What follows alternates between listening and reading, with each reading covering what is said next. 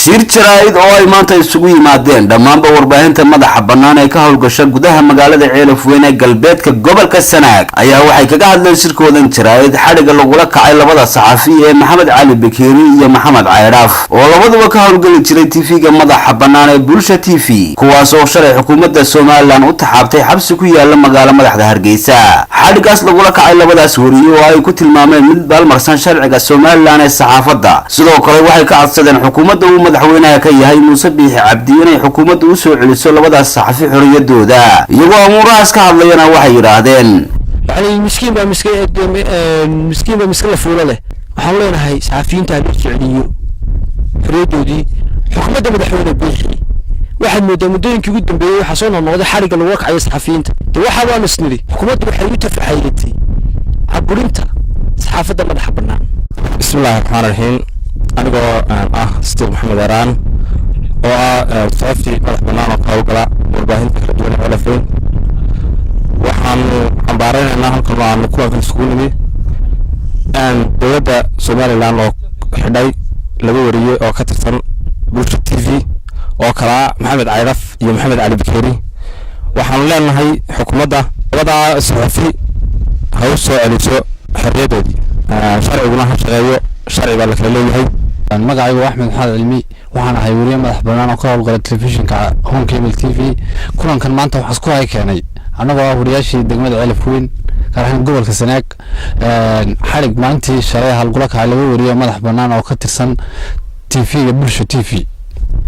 waxaan leenahay xariga labada wariye lagu xidhay ma garano ilaahay hadda waxa lagu xidhay horta waxaan leenahay xukuumadda Soomaaliland iyo cid kastoo مسؤولينta dawladda madaxweynaha labada wariye xorriyadooda loo soo celiyo aniga magacaygu yahay Axmed Mursal Askar ahna wariye madax bannaan oo ka howlgala saxaafadda maxalliga ah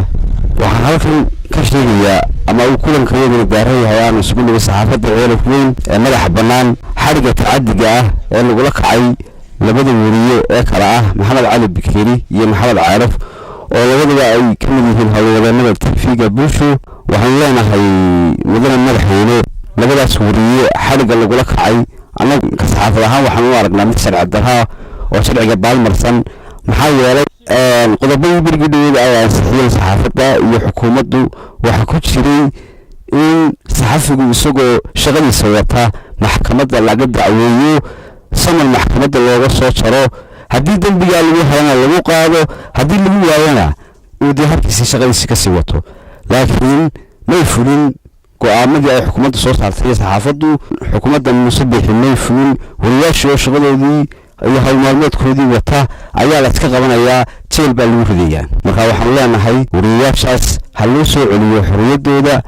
haddii ay dambi galeen dambigooda ha lagu qaado sharciga ha la horgeeyo haddii aanay lahaynna waxaan codsanaynaa in xorriyadooda loo soo celiyo anigoo Maxamed Cabdi Barre kana mid ah warbaahinta ka howlgasha magaalada Ceelafweyn ee magaalada madaxda labaad ee gobolka Sanaag waxaan halkan hadaan nahay barbaarta warbaahinta Ceelafweyn ka cambaaraynaa xadhiga tacaddiga iyo xorriyatul qowlka ka baxsan ee lagula kacay saxafiyiinta kala ah Maxamed Cali Bakeeri iyo Maxamed Cayraaf waxaan ugu horreyn ka xunnahay xadhiga lagula kacay saaxiibadayo oo lagu xidhay xarunta CID-da magaalada Hargeysa xadhigaas runtii ma aha mid qabta intii xukuumadda madaxweyne Biixi jirtay waxaan leeyahay saxaafadda dhowr sano lagu xukumo in tacaddigu bato in la iska xirxiro ururka saxafiyiinta Soomaaliland waxaan leeyahay si siman ugu doodo saxaafadda min bari min galbeed Axmed Mursal Askar TV-ga caalamiga Star degmada Ceelafweyn ee galbeedka gobolka Sanaag